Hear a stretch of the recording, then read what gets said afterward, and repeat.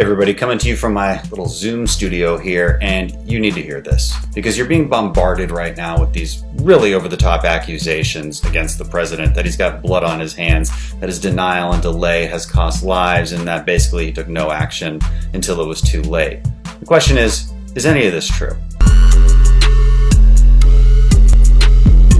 Let's start back in January. January 15th, the first patient with coronavirus enters the United States from Wuhan. That was also the same day that these impeachment pens were being handed out. But luckily, the administration was on top of it. A couple of days later, January 17th, they were already implementing screenings at San Francisco, Los Angeles, and New York airports for flights coming in from Wuhan. But still, even about a week later, our mainstream media was still promoting things like this. Doctors saying, hey, this isn't a big deal, not much more dangerous than the flu.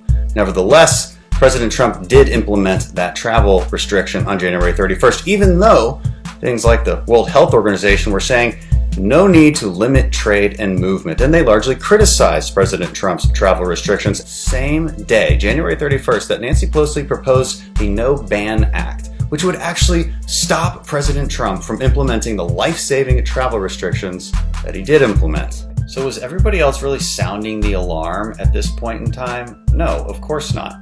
Headlines like these were being written, and constantly, and by mainstream outlets. Again, I don't blame them. These are the facts they had at the time. Adam Schiff, the chairman of the Intelligence Committee, was getting regular updates in that committee. But he didn't even publicly talk about coronavirus until February 25th. And let's not forget that President Trump did talk about the coronavirus in the State of the Union on February 4th. What happened to that State of the Union? That happened. So fast forward a couple of weeks when the president actually asked Congress for supplemental funding to combat the virus, $2.5 billion. What did Nancy Pelosi do? Instead of putting that money on the House floor to be voted on, she put a bill to ban flavored tobacco. That was the priority of the Speaker of the House. You also hear a lot of criticism for Trump being overly optimistic. But this is what Nancy Pelosi was saying in late February, telling people to go out and enjoy themselves for the Chinese New Year. Come to Chinatown. Here we are. Same with Bill de Blasio in New York City. I want to be clear, I'm not blaming them either. We all have the same set of facts. Even around the world, places like Italy and Spain and Iran, their cases didn't start to spike until early March. And even they didn't lock down. Italy didn't lock down until March 10th. Spain didn't lock down until March 14th. Iran, not until April 4th. Places like Sweden didn't lock down at all. As these countries locked down, were we just doing nothing? No, of course not. President Trump implemented travel restrictions from Europe on March 12th. And what did the media say? All of that.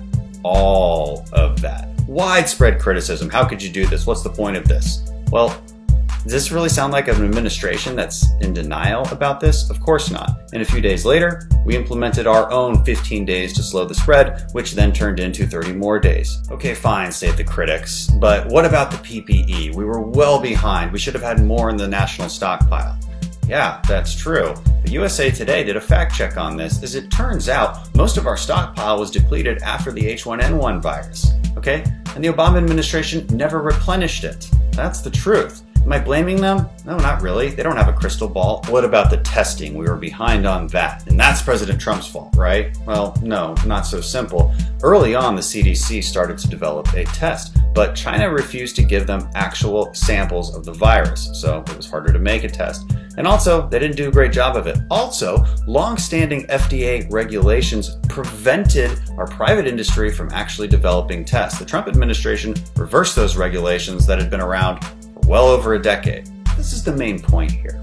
If we're going to look back in time and try to suggest that our government should have shut everything down back in February, well, where's the evidence for that? We're really going to shut things down when our cases hadn't really started to increase? When it barely started to increase in places like Italy or Iran? Of course not. They didn't shut things down until way later. Do you really think that we should have lost tens of millions more of jobs and livelihoods based on almost no evidence at the time?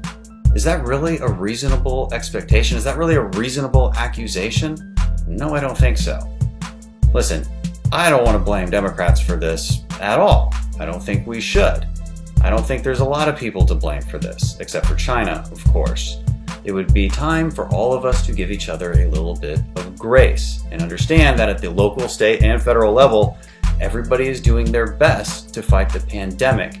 And we're going to need to stop the dishonest finger pointing as we move into the next phase, where we figure out how to reopen our economy and fight the pandemic alongside that.